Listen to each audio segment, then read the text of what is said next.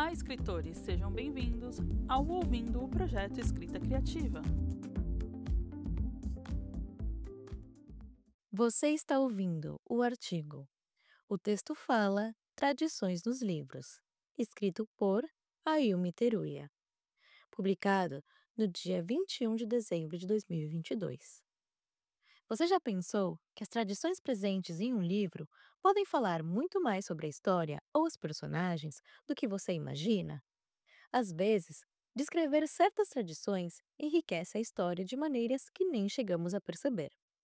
Já fizemos um post aqui no projeto sobre as vozes dos personagens, explicando como a maneira que o personagem se expressa pode indicar diferentes características e torná-lo mais verossímil. Hoje é dia de falar mais sobre as tradições, principalmente porque estamos perto do Natal e Ano Novo.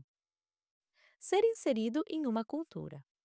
Uma simples tradição pode falar muito sobre o background do personagem principal ou de outros personagens durante o livro. Por exemplo, o uso de roupas brancas no Ano Novo ou pular sete ondas é muito comum no Brasil, algo que talvez em outros países não seja tão normal assim. Em comparação a essa nossa tradição de passar o Ano Novo de roupas brancas, no Peru, as pessoas usam diferentes cores para atrair o que desejam.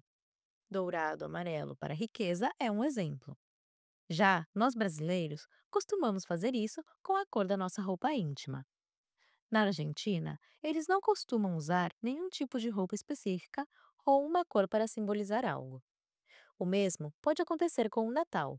Em alguns países onde a religião cristã não é tão forte, o Natal não costuma ser celebrado como tal.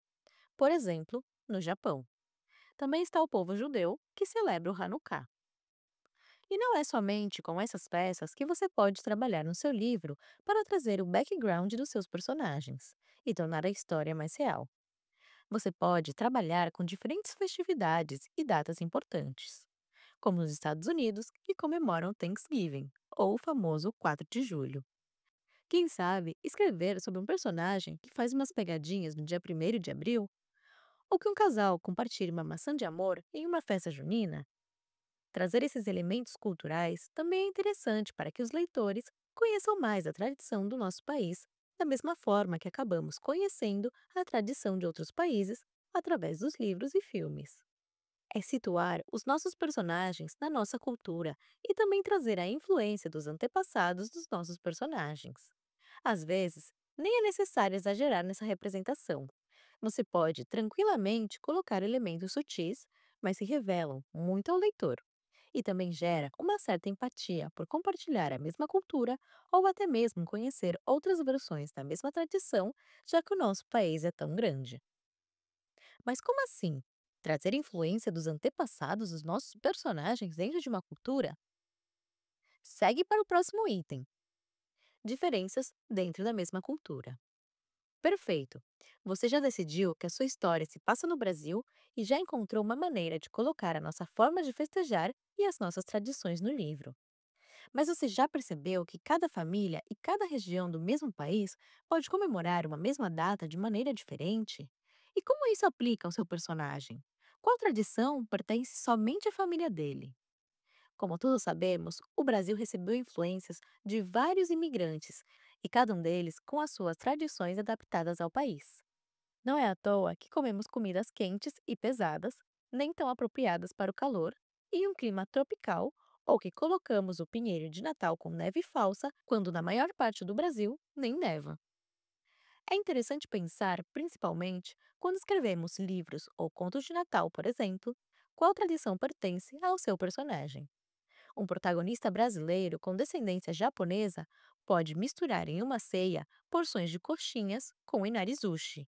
Outro pode ter descendência polaca e comer um consomé de beterraba e ter 12 pratos em total na ceia. Talvez existam outros pratos tradicionais, além do pavê no jantar do seu personagem. E isso também conta muito aos leitores, de maneira indireta, sobre o background dele. Como comentei anteriormente, não é necessário pensar somente nessas festividades.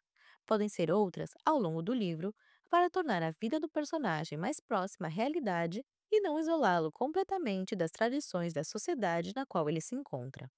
Por exemplo, no meu bairro, tínhamos desfiles das escolas para o dia 7 de setembro e as quermesses nas festas juninas. A intenção não é dar protagonismo total na história se o foco não for essa temática, mas sim poder buscar uma forma de inserir elementos que contêm mais sobre o passado, presente e cultura do personagem. No post anterior, contamos como a maneira que os personagens se expressam podem contar algumas coisinhas que podemos fazer sem uma data específica, como colocar o Santo Antônio de cabeça para baixo em um copo de água, soprar canela no primeiro dia de cada mês, ou guardar uma nota de $1 na carteira para dar sorte. São essas pequenas tradições e simpatias que fazemos na vida real que podem ser transferidas para a literatura, trazendo uma história mais verossímil aos leitores, além de registrar parte da nossa própria cultura e sociedade nos livros, trazendo sempre mais representatividade para o mercado editorial. Imagina só que gostoso ler uma história de Natal onde o personagem principal rouba uma coxinha da mesa e a saboreia antes da ceia. Ou então, se o personagem for judeu, conhecer mais sobre como essa tradição se misturou com a cultura brasileira. Essas tradições abrem diferentes possibilidades na narrativa, trazendo também mais personalidade aos personagens. Afinal, toda família tem o seu jeitinho de ser, que é diferente das outras, e isso com certeza afeta o dia a dia do protagonista. E já que estamos chegando no fim do ano, conta pra gente. Quais são as suas tradições de Natal e Ano Novo? Quais tradições ou simpatias você já usou ou gostaria de usar no seu livro? Você e seu personagem as compartem? Você escutou ao Ouvindo o Projeto Escrita Criativa. Para mais conteúdos como este, acesse www.projetoescritacriativa.com.